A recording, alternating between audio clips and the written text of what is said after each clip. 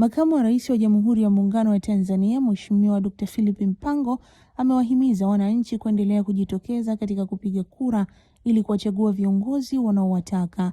Makamu wa Rais ameyasema hayo mara baada ya kushiriki zoezi la kupiga kura ya kuchagua rais, mbunge na diwani akiwa katika kijiji cha Kasumo, wilaya ya Buhigwe, mkoani Kigoma leo tarehe 29 Oktoba mwaka huu 2025. Amewahimiza wananchi kutumia haki yao ya kikatiba ya kupiga kura kwa amani na utulivu. Kwanza napenda niwashukuru wanakijiji wenzangu kijiji cha Kasumo wilaya ya Buhigwe ambao wamejitokeza asubuhi kutimiza haki yao ya kuchagua viongozi katika taifa letu kwa amani kabisa, kama mnavyowaona, na mvua hawajali, lakini wameona watimize haki yao ya kuchagua viongozi wanaowataka kwa utulivu kabisa.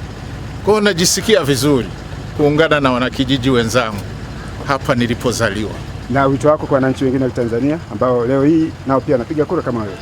Nawaomba waige mfano huu, watuige sisi wananchi wa Kasumo, na wao waende wakapige kura. Nafasi iko kuanzia saa 1 asubuhi mpaka saa 10 jioni, na wao waende kwenye vituo vyao wakapige kura, watimiza haki yao ya kuchagua viongozi.